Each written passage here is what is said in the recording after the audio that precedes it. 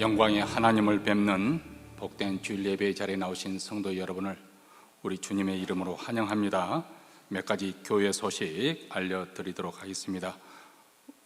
저희들이 코비드 상황에서 중단되었던 영적 대각성 특별 새벽기도회 올해도 우리가 진행하지 못하고 있는데요.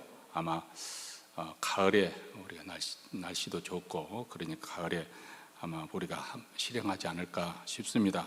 어쨌든 그 대신에 우리가 또 북가주책을 방문하신 강사 목사님들이 계셔서 우리가 다음 주일과 그 다음 주일 특별 집회로 우리 주일 예배를 드리고자 합니다. 한마디로 일일 부흥 집회라고 할 수도 있겠네요.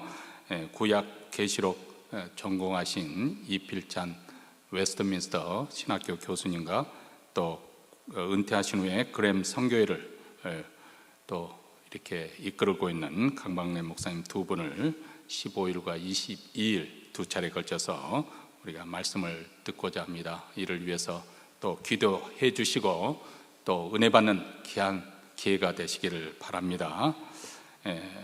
새 친교팀이 새로 조직되었는데요. 참여를 원하신 분들, 동참을 원하신 분들은 라비의 이름을 이렇게 기입을 해 주시면은 우리가 또 올 한 해 동안에도 또 무난하게 또 은혜롭게 잘 친교를 준비해서 즐거운 교제를 나눌 수 있으리라고 믿습니다.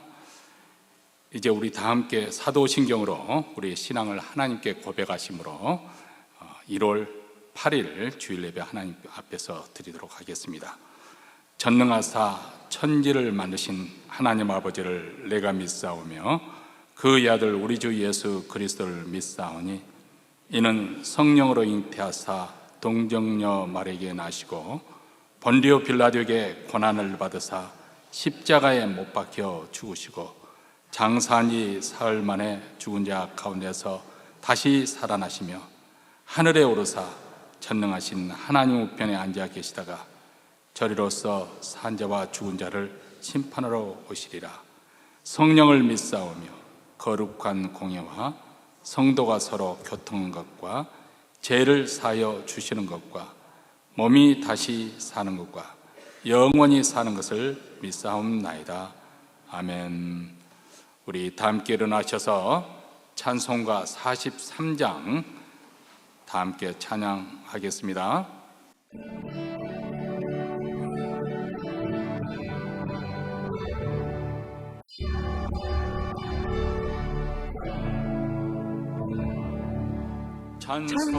찬송으로보다 할 수 없는 큰 사랑 주님의 영광 할렐루야. 형제 자매 모두 함께 모여 찬송해 주님의 영광 할렐루야. 하나님의 자녀여 크게 찬송 부르며 밝고 거룩한 길로 기쁨으로 나아가 주의 보좌 앞에서 속히 들어가겠네. 주님의 영광 할렐루야. 우리 받은 그 큰 은혜 말할 수 없네. 주님의 영광 할렐루야. 기쁜 찬송 부르면서 전 가겠네. 주님의 영광 할렐루야. 하나님의 자녀여 크게 찬송 부르며 밝고 거룩한 길로 기쁨으로 나아가 주의 보좌 앞으로 속히 들어가겠네. 주님의 영광 할렐루야. 잠시 후에 우리 모두 주를 보겠네. 주님의 영광 할렐루야. 영광스런 보좌 위에 거하신 주 주님의 영광 할렐루야. 하나님의 자녀여 크게 찬송 부르며 밝고 거룩한 길로 기쁨으로 나아가 주의 보좌 앞으로 속히 들어가겠네. 주님의 영광 할렐루야. 만국 백성 천국에서 소리 높여서 주님의 영광 할렐루야.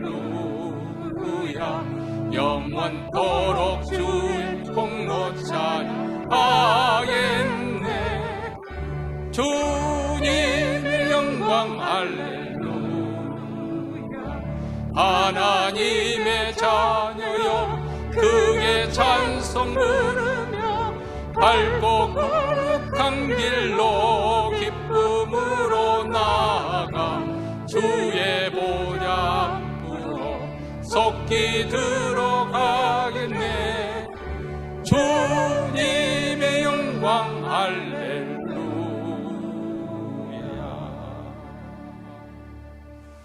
이 시간은 우리 마음을 합해서 하나님 앞에서 합심해서 기도할 텐데, 먼저 하나님의 영광이 이 예배 가운데 충만하게 나타나기를 위해서 기도하십시다. 하나님의 임재가 생생하게 느껴지고 그 하나님의 영광의 빛에 압도되는 주일 예배가 이루어질 수 있도록 몬트레 있는 모든 교회들, 특히 우리 한인교회 주일 예배, 주여 주의 영광을 나타내 주시고 주의 얼굴을 우리에게 향하여 드사 우리 하여금 주님의 선하심을 맛보는 주일 예배가 이루어지게 하옵소서. 두 번째로는 하나님 새해를 맞이하여 복음의 역사가 더욱더 힘있게 맹렬하게 이루어지기를 원합니다. 땅끝까지 복음이 증거되고 전파되는 귀한 역사가 교회를 통해서 또 선교사님과 선교단체들을 통해서 우리 믿는 자들의 도전을 통해서 복음이 위축되지 아니하고 더욱더 맹렬하게 하나님 전파되게 하시고, 그래서 교회마다 큰 부흥이 임하게 하옵소서.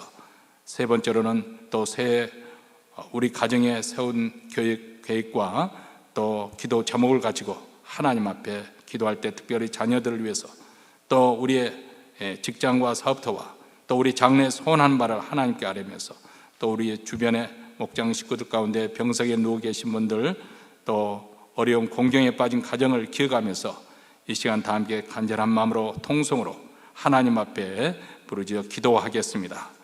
은혜로우시고 자비로우신 하나님 아버지, 오늘 또 그리스도의 보혈을 힘입어 은혜의 보좌 앞에 저희들을 불러주시니 감사합니다. 하나님의 이름을 높여드리며 찬송하며 찬양하며 주님 앞에 나오는 이 예배 가운데 하나님의 영광과 거룩이 충만하게 나타나서 저희들을 압도하여 주시옵기를 원합니다. 그 영광의 빛에 엎드려지게 하여 주시고 그 거룩의 새로운 빛에 사로잡히는 축복된 하나님의 은혜가 충만하게 나타나고 하나님의 영광이 나타나는 주일 예배가 되기를 원하며, 몬트레는 모든 교회들, 특별히 우리 한인교회 주님의 임재가 생생하게 느껴지고 경험하는 주일 예배가 이루어지도록 주여 주의 영광을 나타내 주시옵소서. 하나님 새해를 맞이하여 복음의 역사가 더욱더 힘있게 증거되고 전파되고 아버지와 명렬하게 천국 복음이 아버지의 전파되기를 간절히 원하고 기도합니다.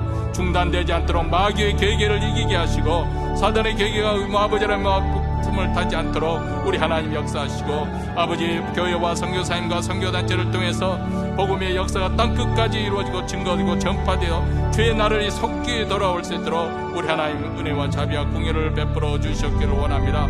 저희들의 기도를 통하여 아버지와 교회들을 훈련되어 더욱더 복음의 역사가 일어나는 한 해가 되어지기를 간절히 원하고 기도합니다. 자비로우시고 은혜로우시는 하나님 아버지, 얼또 새해를 맞이하는 아버지, 저희 가정의 기도 제목을 가지고 주님 앞에 섰습니다. 아버지 하나님, 주여 이 가정을 복되게 하여 주시되 자녀들에게 복을 주시옵시고 우리의 직장생활 아버지 삶의 생을 통태진에서 함께 하여 주시고 건강에 복을 주시고 아버지 영적으로도 충만케 하시는 한 해가 되어주도록 우리 하나님 은혜 위에 은혜를 다하여 주시기를 원합니다.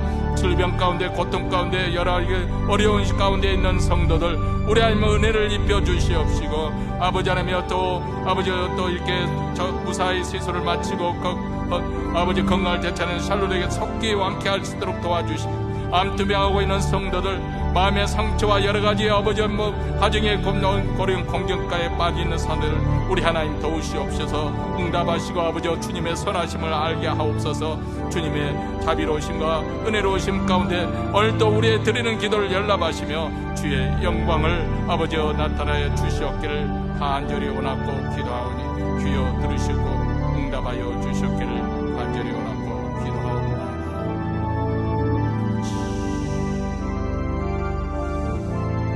아버지,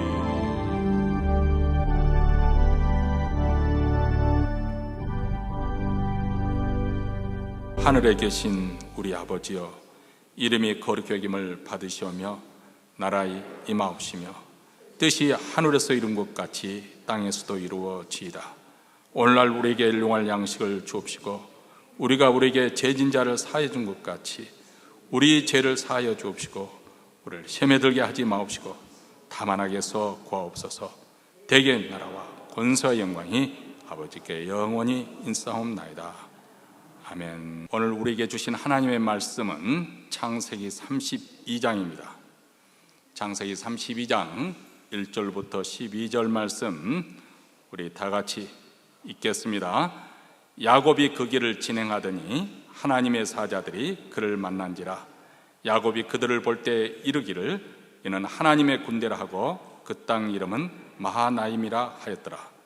야곱이 세일 땅 에돔 들에 있는 형 에세에게로 사자들을 자기보다 앞서 보내며 그들에게 부탁하여 가라되 너희는 이같이 내 주 에세에게 구하라.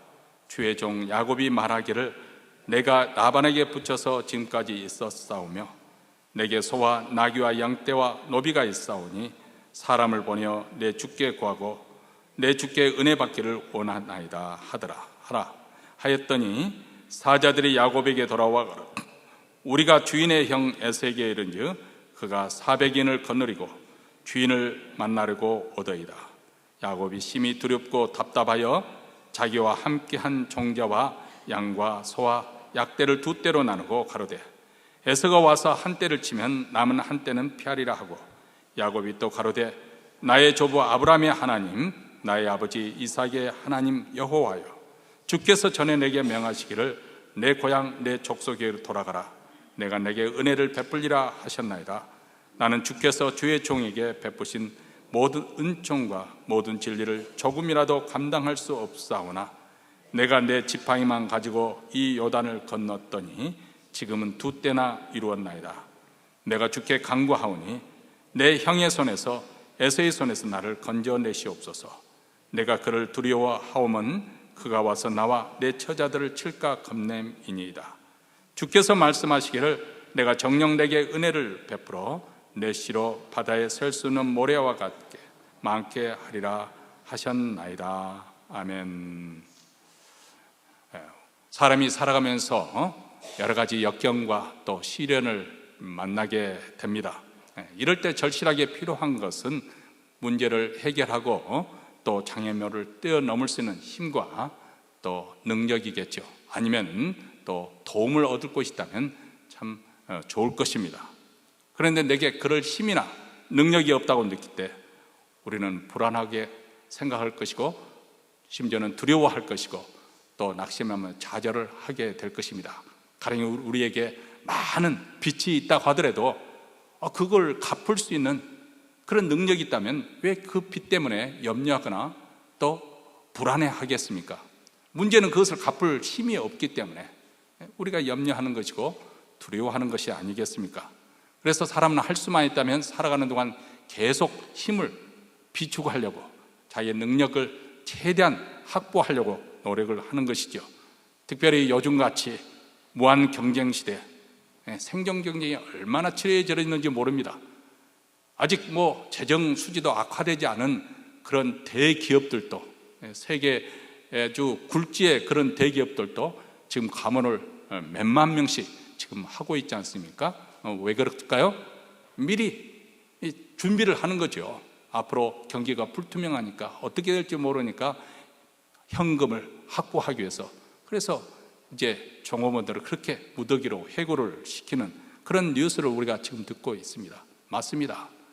정말 새해가 밝았지만은 아주 우리 미래가 아주 불투명해졌고 불확실해졌습니다. 그 어느 때보다도 매우 혼란스러워 보이는 그런 시대에 살고 있습니다. 그렇다면 이런 시대에 우리는 뭘 믿고 누구를 의지하며 살아가야 할까? 참 여기에 대해서 대비가 되지 않을 때는 당황스러운 것이죠. 어떤 사람은 자기가 쌓아놓은 재물을 의지할 것이고, 아니면 자기의 사회적인 배경이나 위치, 그리고 기술이나 재능, 이것을 자기 힘으로 삼을 것입니다.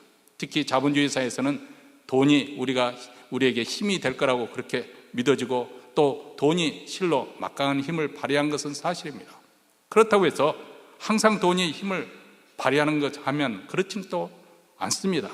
가령 우리가 병이 들었을 때는 돈도 어떻게 할 수 없는, 죽음 앞에서 벌벌 떨 수밖에 없는 상황이 되지 않습니까? 또 어떤 사람은 이런 비상한 때는 사실 오직 자기의 성실함으로, 자기의 그 의지적인 결단을 가지고 열심히 살면 될 것이라고 그렇게 생각을 합니다. 그러면 얼마든지 험난한 세상을 지금까지도 헤쳐왔으니까 앞으로도 헤쳐나갈 거라고 자신을 합니다. 그 중에서 가장 대표적인 사람을 한 사람을 꼽으라면 저는 예수님의 제자 중에 한 사람이었던 베드로를 꼽을 수 있을 것 같습니다. 그는 예수님을 만나기 직전까지도 밤새도록, 밤이 맞도록 물고기를 잡기 위해서 낚시질을 하고, 그 새벽에 그물을 씻다가 예수님을 만나지 않습니까? 그렇게 최선을 다해서 자기 업종인 어부로서의 그 최선을 다하던 아주 성실한 그런 어부였습니다. 예수님의 제자된 이후에도 게으름 피우지 않고 충성스럽게 예수님을 따르고 배우는 훌륭한 제자입니다.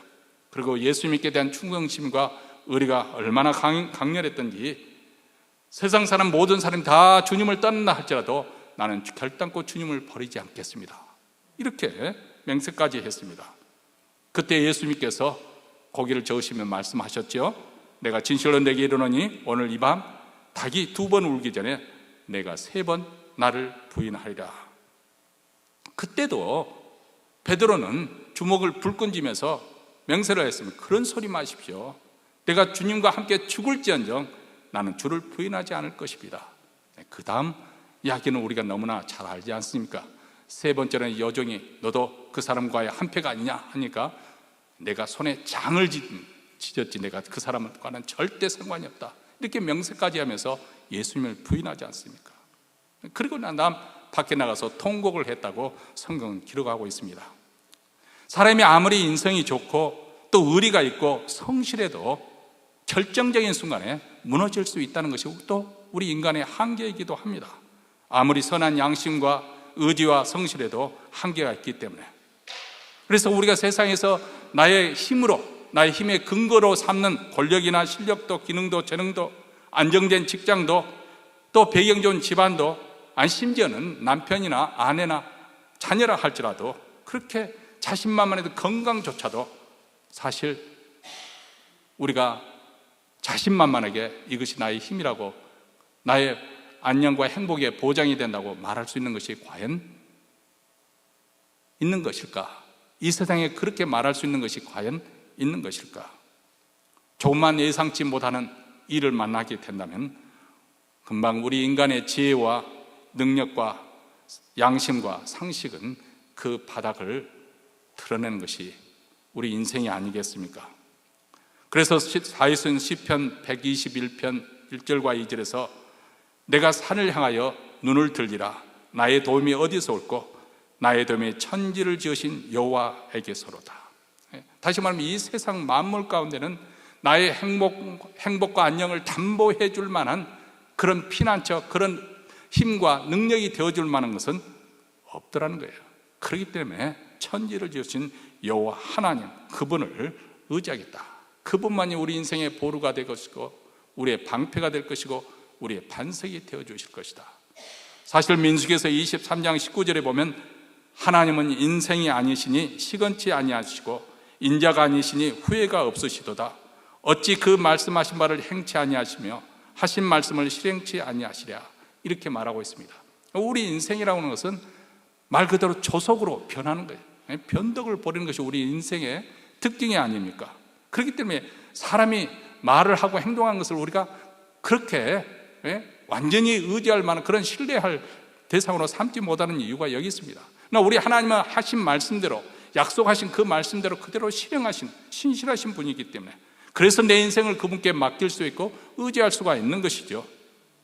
여러분은 우리가 인생을 살아가는 과정 속에서 각기 다 다른 경로를 살아왔지만 결국 그런 과정 속에서 우리가 계속해서 익히고 배워야 될 것이 있는데, 그것은 바로 하나님의 어떤 분이신가, 그 하나님을 알아가는 것이고, 그리고 그러한 하나님을 아는 가운데서 내가 하나님을 더 신뢰하고 믿는 것, 다시 말하면 우리의 믿음이 더 강해지고 견고해지고 튼튼해지는 것, 이것이 바로 우리 신앙의 길이 아니겠습니까?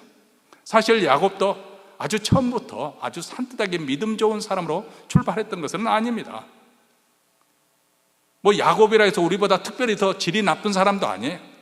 우리가 정말 우리 일상생활에서 우리가 흔히 볼 수 있는 그런 사람입니다. 우리처럼 그도 지독하게 자기중심적이고 아주 인간적이고 아주 세상적이었습니다. 그런 그가 믿음의 족장답게 하나님의 거룩한 사람으로 그렇게 변화되어 가는 그 과정, 그렇게 변화될 수 있다는 그 근원, 원인이 어디 있는 것인가? 그것은 두말할 나위 없이 하나님의 은혜였겠죠. 야곱의 생애를 돌아보면 그가 어떤 삶의 전환점을 이룰 만한 세 가지 사건들이 있습니다. 우선 첫째는 장조건을 둘러싸고 쌍둥이 형 에서와의 갈등, 그 소리 내서 하란 땅으로 도망쳐야 했다는 사건. 두 번째는 하란 땅으로 도망가는 도중에 베델이라는 곳에서 잠을 자다가 꿈을 꾸는데 바로 사닥들이 오르락내락 천사들이 하는 그런 곳을 보게 되는 이 사닥들의 환상, 베델의 환상 사건. 그리고 세 번째는 야복 나룻에서 밤새도록 하나님의 사자와 씨름하는, 하나님의 천사들과 씨름하는 그런 사건이 우리가 공부하려고 하는 이 32장에 실려 있습니다. 그 중에서 야곱의 인생의 가장 중요한 터닝 포인트는 세 번째, 아마 야복 나룻에서 일어난 사건이 아닌가 싶습니다. 왜냐하면 그도 하나님을 믿노라 하지만 다른 한쪽으로는 여전히 자신의 힘과 노력을 더 의지하고 자식이 가지고 있는 지식과 경험을 더 의지하며 살았던 신자였기 때문에 그렇습니다. 그리고 하나님의 축복을 받기 위해서라면, 아니면 내가 인생에서 성공하기 위해서라면 아주 수단과 방법을 가지는 의지의 사람, 아주 의지력이 강했던 그런 뚝실한 사람이고, 또 그런 굉장히 성실한 사람이었습니다.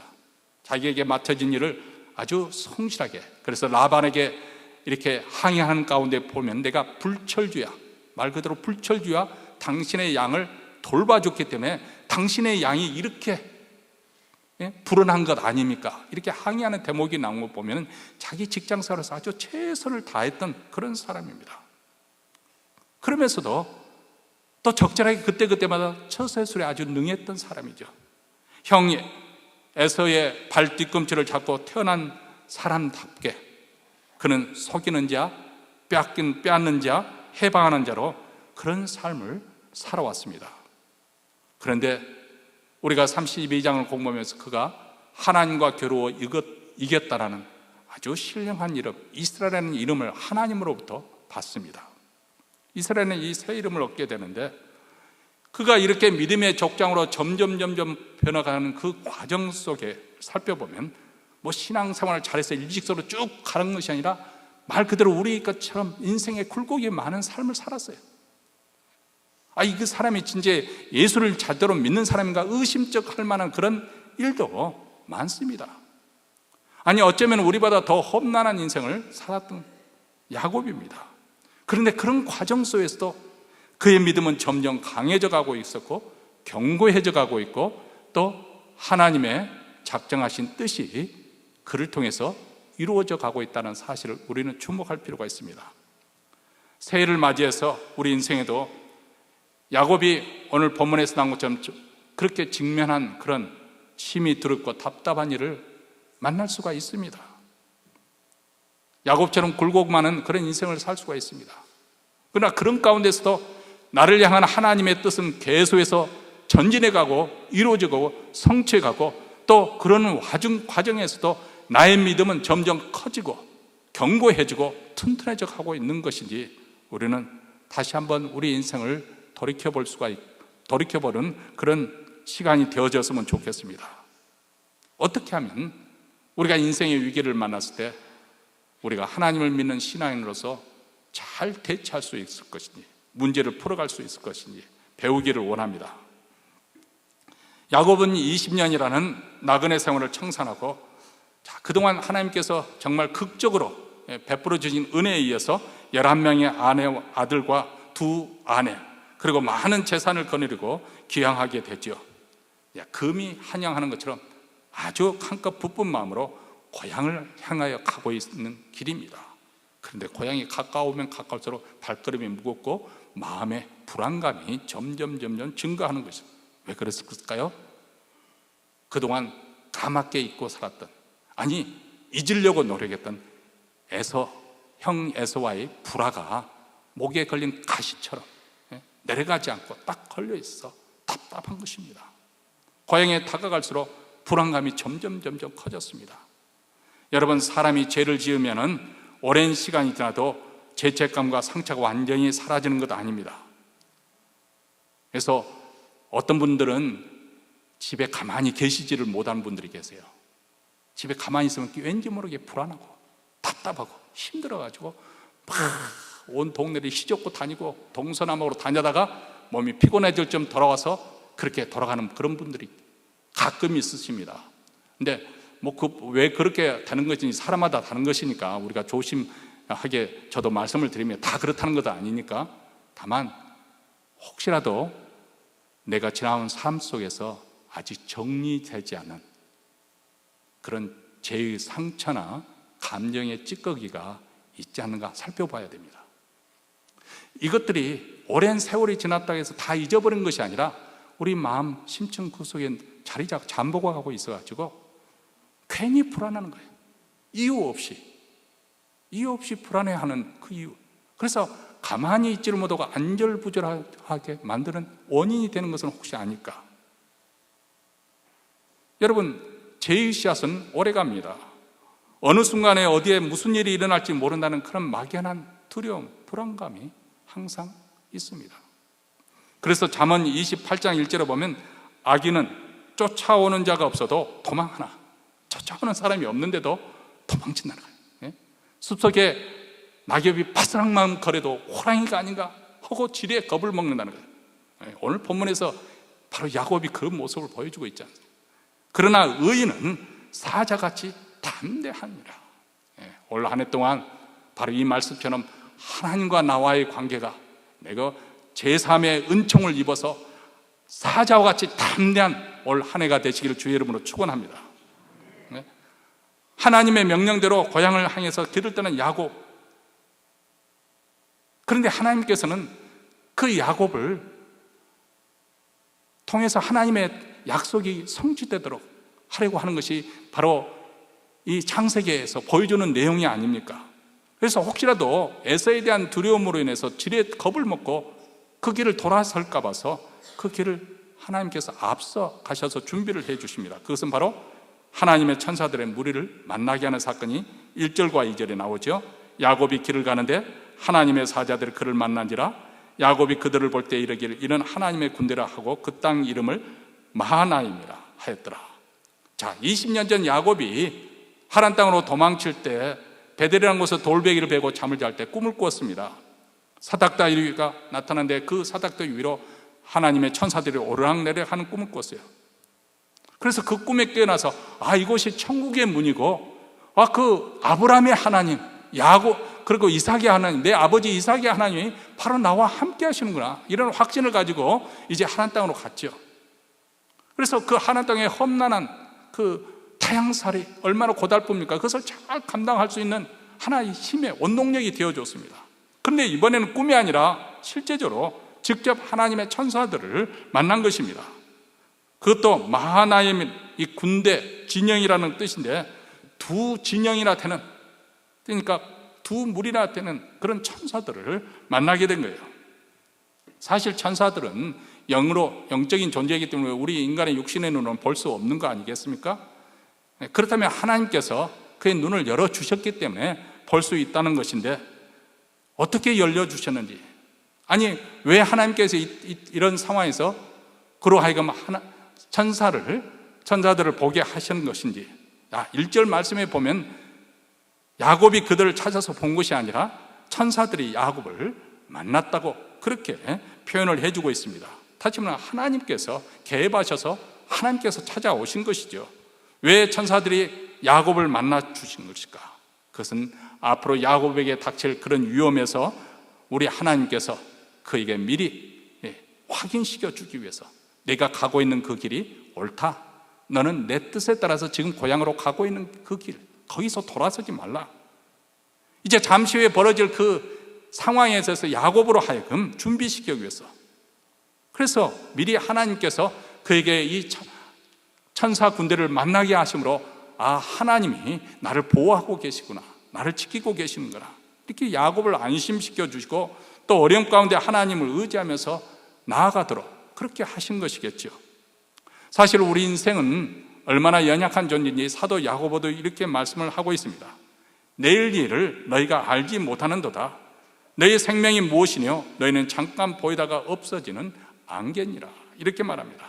내일 일을 알지 못하는, 불과 몇 시간의 후의 일도 알지 못하는 것이 우리 연약한 인생입니다.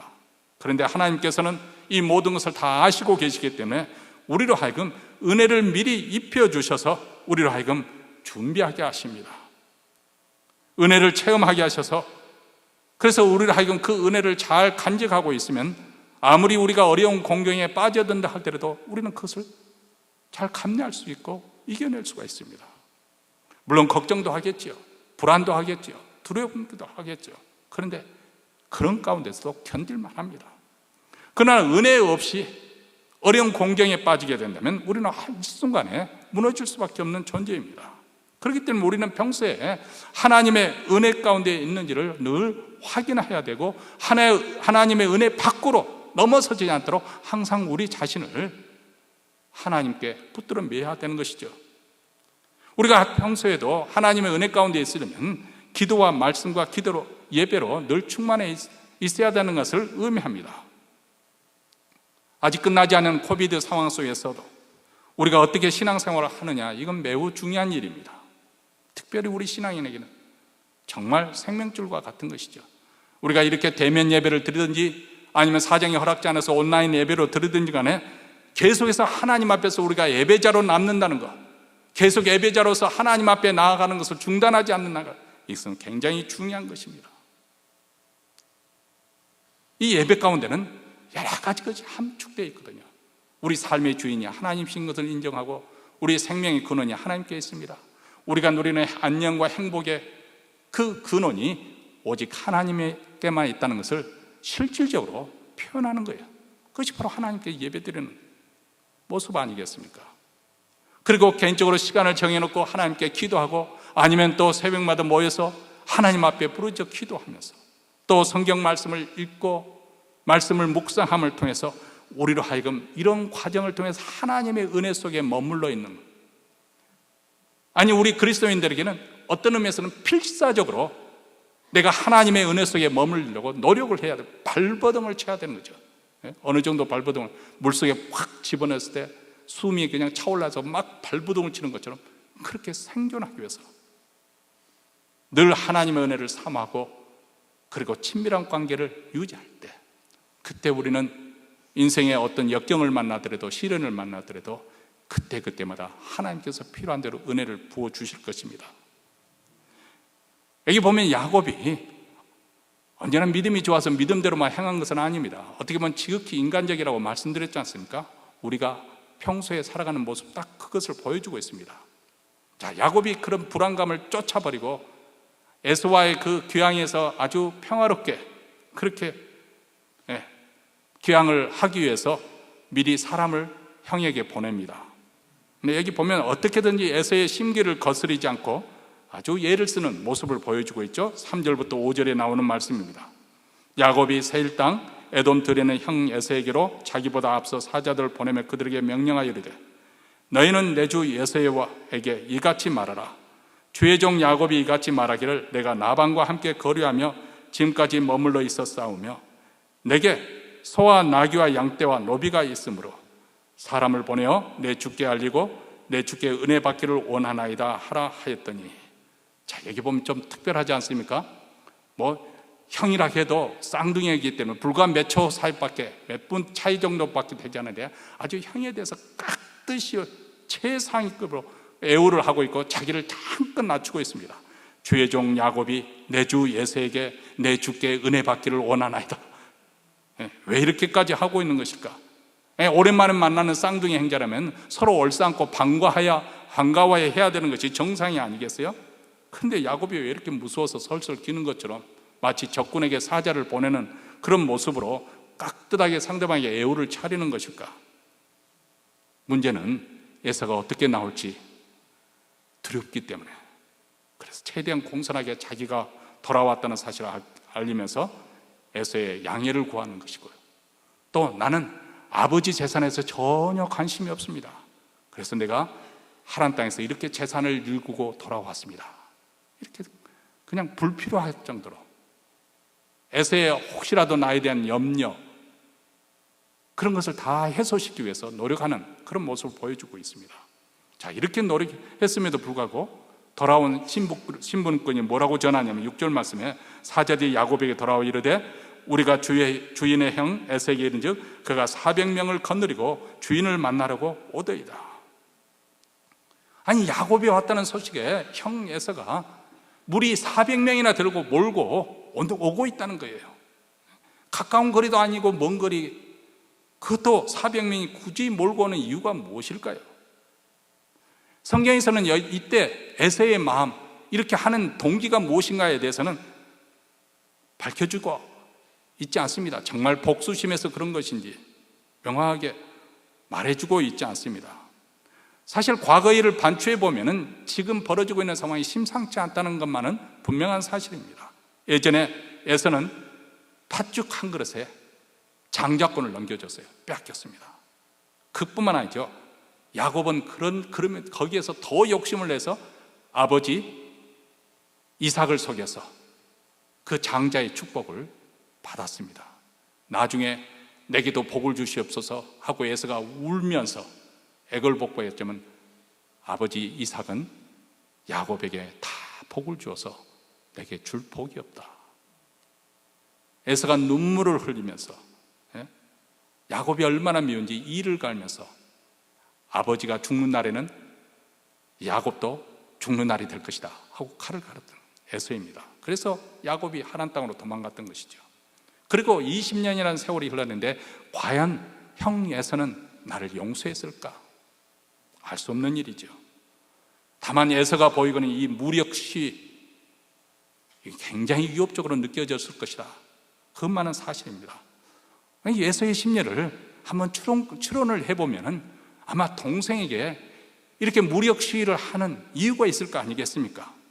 어쩌면 동생 야곱에게 자기가 그동안 이루었던 성공, 자기가 가지고 있는 그런 힘, 그것을 과시하고 싶은 것이 아닐까? 복수를 하기 위한 것이 아니라고 한다면 그것을 이 무력 시위를 하고 싶어하는, 왜냐하면 에서가 유일하게 이기지 못한 사람이 있는데 그 사람이 바로 동생 야곱 아니에요. 번번이 거기에 속아 넘어가 뺏기기만 하고 당하기만 했기 때문에. 그렇기 때문에 경쟁관계에는 이 야곱에게 400명 군사를 몰고 가면서 내가 어떤 존재인 것을 그렇게 세를 과시하고, 그래서 야곱의 길을 죽이려고 하는 것이 아닌가, 그렇게 추론해 볼 수 있을 것 같습니다.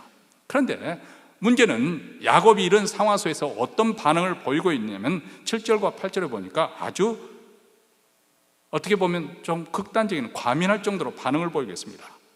야곱이 심히 두렵고 답답하여 자기와 함께한 동행자와 양과 소와 약대를 낙타를 두 떼로 나누고 이르되 에서가 와서 한 떼를 치면 남은 한 떼는 피하리라.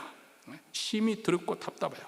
아주 극심한 두려움과 공포에 사로잡혔다는 거예요. 그래서 오던 길에 하나님의 군대를 만났던, 하나님께서 너와 함께 하시고 너를 지켜주실 것이라는 그 신앙의 체험도 다 잊어버리고 다 까먹고 이제 심한 두려움에 빠졌습니다. 난 이제 정말 죽었구나, 그렇게 생각한 것이죠. 정말 에서가 환영하러 오는 것인지 아니면 죽이러 오는 것인지 아직 확인되지도 않은 상황인데, 소위 말하면 도둑이 재발절한다고 미리 지금 야곱은 겁을 잔뜩 집어먹고 두려워하고 있습니다. 그러면서 생존하기 위해서 지금까지 그래왔던 것처럼 또 꾀를 내죠. 재산을 지키기 위해서 종들과 양들과 소들과 약대를 둘로 나눠서 에서가 한쪽을 치면 다른 한쪽은 도망가서 반쪽이라도 건지자, 이런 아주 전형적인 야곱다운 그런 꾀를 냅니다. 자, 여기서 우리가 한번 생각을 해보십니다. 에서가 400명이란 몰고 온다는 그 사실 자체가 예사롭지는 않은 것은 분명한 사실이지만 그 소식을 듣는 것만으로도 왜 이렇게 예민하게 과격한 대응을 하고 있는 것일까? 왜냐하면 야곱의 마음에 에서와의 그 불화의 관계가 아직도 해소되지 않은 채 여전히 회복되지 않은 그 상처로 남아있기 때문이 아닐까, 그런 생각을 해봅니다. 여러분, 보통 우리 인생이 그렇습니다만은 아무것도 아닌 일에 픽하고 분노가 치솟을 때가 있어요. 어쩌면 그것이 그 사람의 약점이 될 수도 있는 것이겠습니다만은 사실 그 일과 관계된 어떤 일에 있어서 상처가 있고 그 상처가 아직 제대로 딱지가 띄어져 아물지 않았을 가능성이 많습니다. 사실 상처가 다 나았으면은 뭐 다른 사람에게 그것을 보여줘도 괜찮은 것이고 또 남이 건드려도 아프지 않는 것이죠. 근데 상처가 아직 아물지 않은 상태라면 다른 사람들이 그 일에 대해서 언급하는 것도 굉장히 싫어할 수도 있고 누가 그 일을 건들기만 해도 아주 폭발해버리는 그런 과민 반응을 보일 수가 있습니다. 에서가 400명과 함께 온다는 소식에 야곱은 벌써 최악의 경우를 생각하고 있는 거죠. 그 당시에 보면은 원한관계에 있을 때 상대방의 집안에 씨를 말리는 것, 사람들 뿐만 아니라 짐승들까지 다 도르게 버리는 것, 그 당시 종종 들려오는 그런 소식, 흔히 일어나는 그런 뭐 흔한 정도는 아니겠지만 그 뉴스에 떠오를 정도로 그런 일이 풍습이 있었기 때문에 벌써 이 야곱의 마음은, 야곱의 생각 속에는 에서가 와서 자기와 자기 가족을 죽일 것이라는 그런 상황을 그리고 있는 거죠. 그래서 그런 극단적인 생각으로 지금 대응을 하고 있는 거예요. 여러분, 여기서 우리가 한 가지 생각해야 될 것은 마귀가 노리는 것이 무엇인가? 그것은 에서가 온다는 소식 앞에 야곱이 신앙인의 모습을 다 상실해버리고 두려워서 그저 반사적으로 감정적으로 대응하고 있는 모습입니다. 두려움이 핵심이죠. 사단은 그때나 지금이나 마찬가지입니다. 지난 20년 동안 하나님께서 함께 하시고 그를 지켜주시고 또 복을 내려주셨지만은 막상 에서와의 그 문제, 풀리지 않은 것 하나, 아직 해결되지 않은 그 문제 때문에 하나님을 믿는 신앙을 다 까먹고 말았습니다. 스스로 형편없는 존재라 그렇게 생각하고, 이것이 바로 마귀가 노리는 부분이 아니겠습니까? 문제가 닥치기도 전에 지레 겁을 먹고 두려워 벌벌 떨고 스스로 패배의식에 가득 차서 무너져 버리는 것, 이게 마귀의 공격 지점이죠. 그래서 우리는 항상 사건보다 자체보다도 해석하는 데 더 관심을 두고 그렇게 우리가 또 마음을 들여야 됩니다. 왜냐하면 신앙생활에는 무엇이냐? 이 신앙이라고 하는 것은 무엇이냐? 믿음은 무엇을 의미하는 것이냐?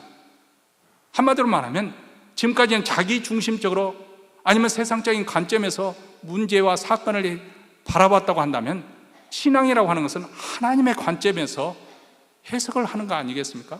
이 해석을 잘해야 되는 거죠. 여러분, 가나안 땅을 두루 살피면서 돌아왔던 12 정탐꾼의 그 보고에 보면은 10사람의 정탐꾼은 그렇게 보고를 합니다. 우리가 만났던 가나안 족속들은 산의 대장부 같더라. 과거에 네피림에는 그런 용사처럼 그것을 연상시킬 만큼 아주 우람하고 산의 대장부 같더라. 우리가 그들 앞에 서 보니까 우리는 메뚜기 떼와 같다. 그렇게 자기를 아주 낮춰서 평가를 하고 있습니다. 반면에 여호수아와 갈렙은 아니라 그들은 우리의 밥이다. 하나님께서 명령하셨으니까 우리가 순종해서 올라가면 우리가 그 성과 그들을 칠 수 있을 것이다. 이렇게 말합니다. 똑같은 상황이지만 어떻게 판단하고 어떻게 해석하느냐, 이게 바로 이게 신앙의 길이죠. 근데 여기 보면 예서는, 야곱은 예서가 400명을 몰고 온다는 그 사건 자체 그만 무너지고 말았습니다. 심히 더럽고 답답하기만 했습니다. 하나님의 천사를 보고 자신만만했던 야곱이 한순간에 두려워 벌벌 떨고 있는 그런 꼴이 되고 말았죠. 자, 이런 가운데서도 야곱은 자기 할 바를 하죠. 두 떼를 나누면서 자기 방식으로 대처를 하고, 그리고 난 다음 그것마저도 안심이 되지 않아서 하나님 앞에 나아가 기도합니다. 저는 야곱이 이렇게 짐승을 나누고, 또 다음에 보면은 형 에서의 비유를 누르기 위해서 뇌물성이 짙은 그 예물을 먼저 보내고, 이것이 나쁘다고 저는 생각하지 않습니다. 우리가 살아가면서 그렇게 다 할 수 있는, 우리가 할 수 있는 방법을 다 동원할 수 있는 그런 모습을 야곱도 보여주고 있는 것 뿐이죠. 성경에서도 그것이 잘못됐다 정죄하고 있는 것은 아니라고 생각합니다. 다만 거기에 머물러서는 안 된다는 것입니다. 그래서 하나님 앞에 나아가 기도하는 이 야곱의 모습을 우리가 놓치지 말아야 됩니다. 사실 이 지점이 중요한 것이죠. 신앙인들이 세상 사람과 갈라지는 분기점이 바로 여기 있다고 생각합니다. 우리도 저들처럼 이런 방법이나 저런 방식으로 문제를 제재할 수 있습니다. 살아가면서 우리의 경험과 지혜에 따라서, 우리의 지식에 따라서, 그때 처한 상황에 따라서 우리가 최선을 다해서 대처할 수 있습니다. 그런데 여기에 머물지 말고 한 걸음 더 나가서 하나님께 나아가야 된다는 거예요. 세상 사람들은 그게 없는 거죠. 그렇기 때문에 그들에게서 주어진 방법이란 아주 단순합니다. 그저 두려워서 전전긍긍하다가 체념하고 주저앉든지, 아니면 이를 악물고 내가 최선을 다해서 싸워보겠다, 그렇게 버티든지, 아니면 세 번째로는 그냥 아예 도움이 될 만한 그 어떤 것을 다 긁어 모으려고 동서남북으로 헤집고 다니든지, 이 셋 중에 하나, 그 외에 뭐가 있겠어요? 그들에게는 하나님이 없으니까 그게 전부죠. 그러나 우리 믿는 자들에게는 감사하게도 하나님이 있습니다. 그래서 하나님께 나가서 기도할 수가 있습니다. 얼마나 우리 믿는 자들에게 축복입니까? 여전히 하늘로 문을 열려 있어요. 하나님께서 문을 열어두시고 이 심히 두렵고 답답한 성에서 하나님께 부르짖을 수 있다는 것, 그리고 우리의 기도를 들어주시는 하나님이 계시다는 사실, 얼마나 우리 믿는 자들에게 축복이 됩니까? 얼마나 감사한 일입니까? 오늘 본문에 보면 야곱의 기도는 세 부분으로 되어 있습니다. 우선 첫째로 자신이 지금 여기까지 온 것이 하나님의 명령에 따른 것이었다. 하나님의 약속이었다. 9절에 보면 야곱이 또 이르되 내 조부 아브라함의 하나님, 내 아버지 이삭의 하나님 여호와여, 주께서 전에 내게 명하시기를 내 고향 내 족속에게로 돌아가라, 내가 내게 은혜를 베풀리라 하셨나이다. 하란 땅에서 아무리 성공하고 출세했어도 너는 이곳이 내 땅, 내 기업이 아니야. 가나안 땅이 아브라함과 이삭과 야곱을 통해서 내 후손들에게 기업으로 주신 땅으로, 그 땅이니 가나안으로 돌아가라. 그 명령에 따라서 내가 여기까지 왔지 않습니까? 자, 우리가 하나님의 뜻에 순종하면은 우리의 기도도 이렇게 담대할 수가 있어요.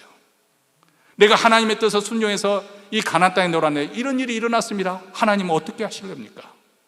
얼마든지 우리 하나님께 우리가 당당하게 요구할 수 있지 않겠어요? 아마 야곱이 이렇게 기도하는 가운데 다시 힘을 얻었을 거라고 생각이 됩니다. 용기를 회복했을 것입니다. 하나님의 명령에 따라 이곳까지 왔으니 지금 일어나는 일도 하나님께서 책임져 주실 줄로 믿습니다.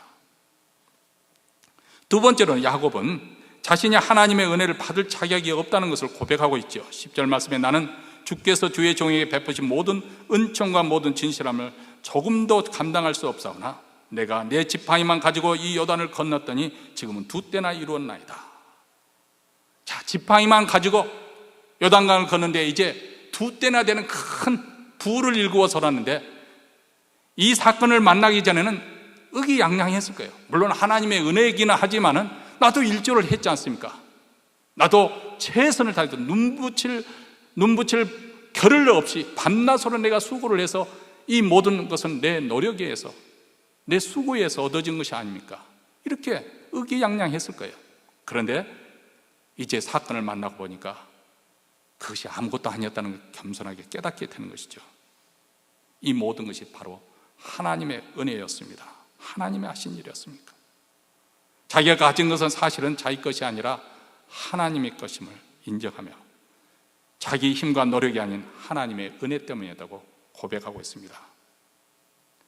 여러분, 사실 우리가 누리고 있는 거, 어떻게 보면 우리가 매일 당연하게 생각하는 거, 그거 곰곰이 한번 생각해 보세요. 그것이 과연 당연한 것인가 한번 생각을 해보시기 바랍니다. 물론 내가 수고한 것도 있었죠. 또 우리가 수고한 만큼 누리고 있는 것도 사실입니다. 그런데 사실 하나님께서 허락해 주시지 않으면 그 어느 것 하나 누릴 수 없는 것도 사실 아니겠습니까? 오늘 이 아침에도 우리가 눈을 떠서 기도할 수 있는 것, 이 인간의 생명이라는 것이 정말 곳곳에 있다고 했지 않습니까? 하나님께서 밤중에 숨을 거두신다면 어떻게 우리가 건강하게 이 아침 이곳에 나올 수가 있겠습니까? 당연한 것이 아니라 다 하나님의 은혜로 되어준 줄 믿습니다. 마지막 세 번째로는 자기 안에는 두려움과 고민을 솔직하게 고백하고 있습니다. 내가 주께 간구하니 내 형의 손에서 에서의 손에서 나를 건져내시옵소서. 내가 그를 두려워함은 그가 와서 나와 내 처자를 칠까 겁이 나기 때문이니라. 주께서 말씀하시기를 내가 반드시 내게 은혜를 베풀어 내 씨로 바다에 셀 수 없는 모래와 같이 많게 하리라 하셨나이다. 자, 지금 야곱은 하나님 앞에서 자기가 두려워하고 있는 것이 무엇인지, 현재 갈등과 고민이 무엇인지 그것을 아주 진솔하게 솔직하게 털어놓습니다. 아마 이전에 과연 야곱이 이런 진솔한 자기의 속마음을 정말 하나님께 털어놓은 기도를 드려본 적이 있었을까요? 없었을 것입니다. 아주 있는 감정 그대로 다 쏟아놓고 하나님께 기도합니다. 그리고 그 기도 안에는 하나님께서 이렇게 약속했으니 하나님께서 이룰 것이라는 하나님에 대한 믿음과 확신, 또 자신의 연약함에 대한 솔직한 인정, 또 지금 닥친 문제를 있는 그대로 아뢰는 그런 솔직한 고백. 여러분, 바로 우리가 하나님께 드리는 기도가 바로 이런 모습이어야 되지 않겠습니까? 그리고 하나님께서 우리로부터 듣기를 원하시는 기도 또한 이런 기도가 아닐까요? 야곱 같은 그런 기도를 들으면 사실 우리가 가지고 있는 그런 은연중에 가지고 있는 위선이나 거짓이나 교만이 빠져나갈 수밖에 없을 것입니다. 사실 야곱은 이 기도를 통해서 승리의 길로 나아가고 있습니다. 말씀의 결론을 맺습니다. 여러분, 보안이 아주 철저하고 중요시하는 그런 중요한 건물이나 그리고 또 방, 그런 것들은 특별히 자물쇠를 굳게 잠가놓죠. 2중 3중으로. 은행 금고는 어마어마한 두께로 문으로 2중 3중 그런 보안 장치가 되어 있습니다.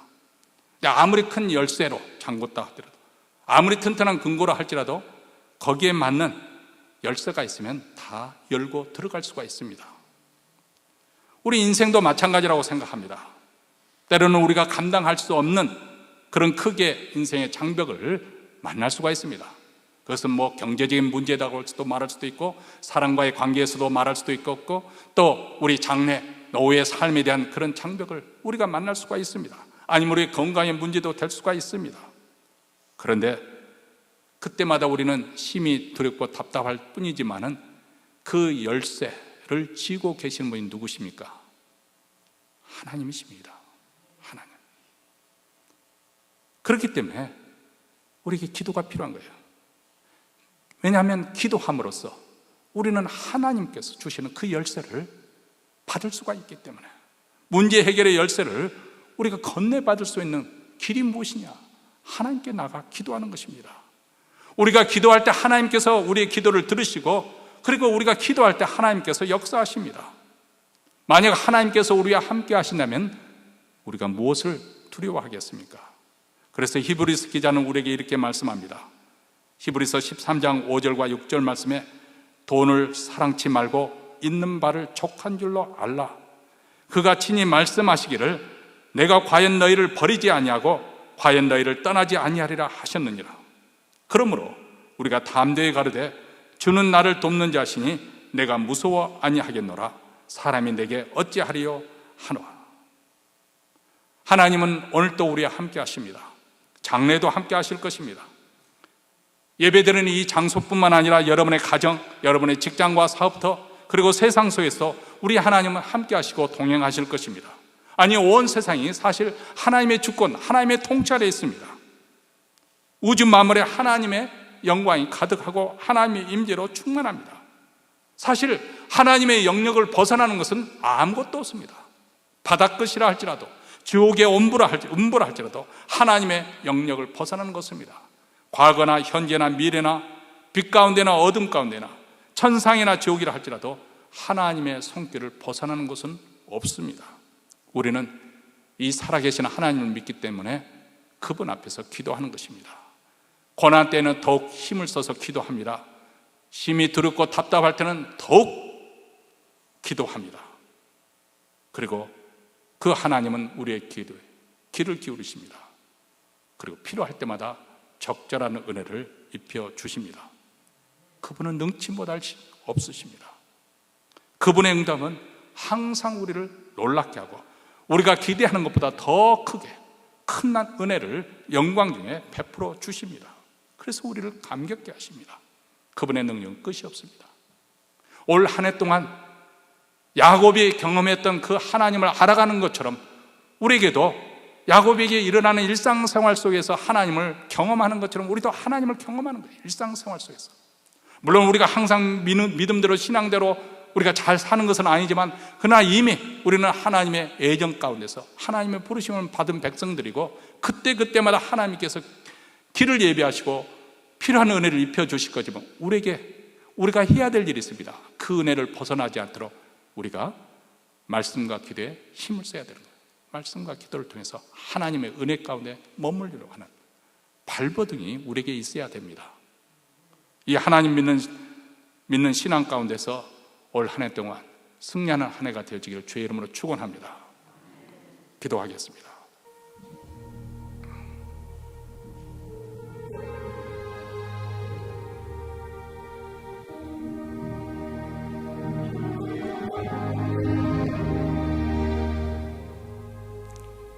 사랑하는 성도 여러분,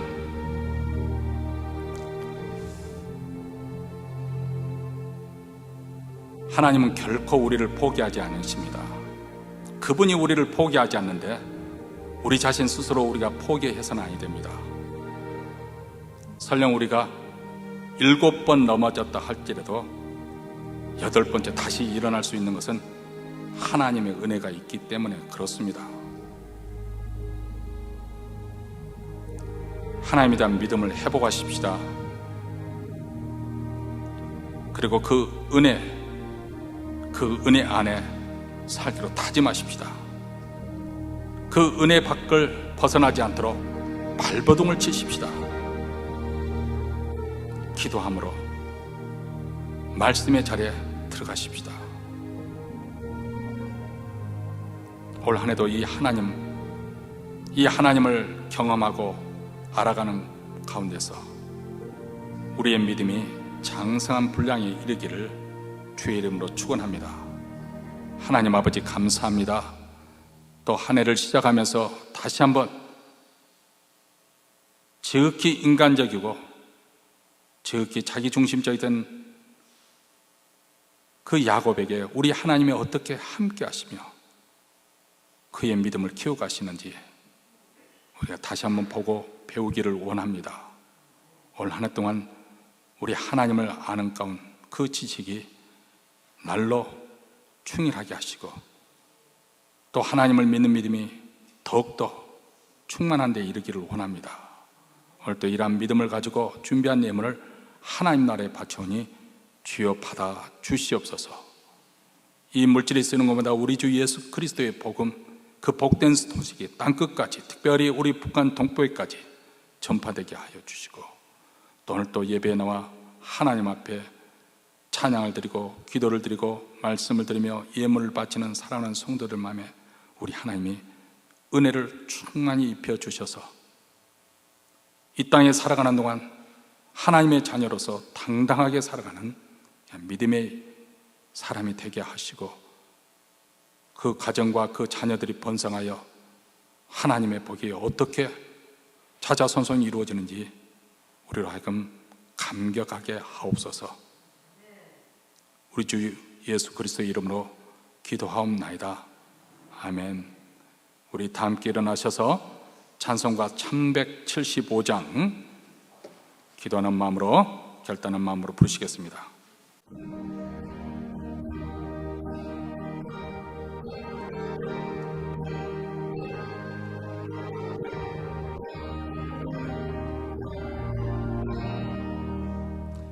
영광을 받으신 만유의 주여, 우리가 명령을 좇으리다.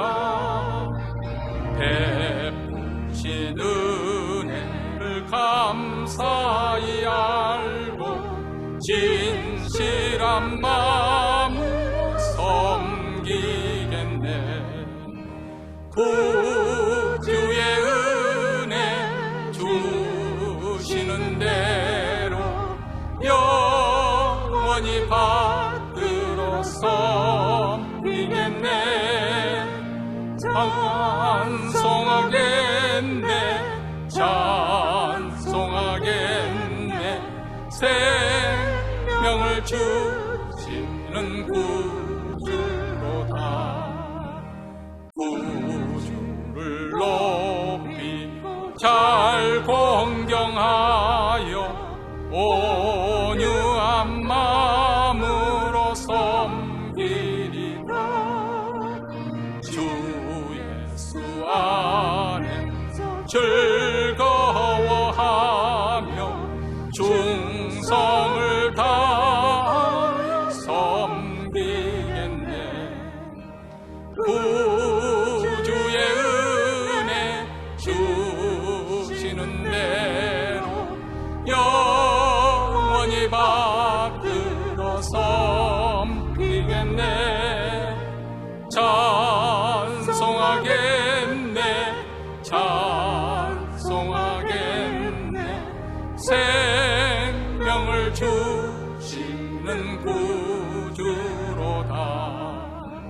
예수를 믿고서 늘 사랑하여 즐거운 마음으로 섬기리다. 온 마음을 들이고 순종한 후에 구주를 영원히 섬기겠네. 구주의 은혜 주시는 대로 영원히 받들어 섬기겠네. 찬송하겠네, 찬송하겠네. 생명을 주시는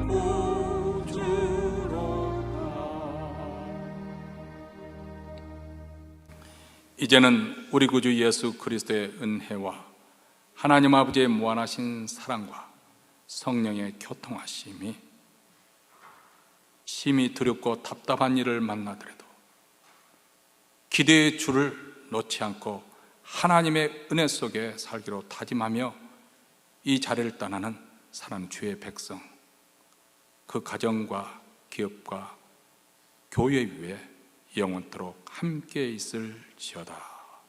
아멘.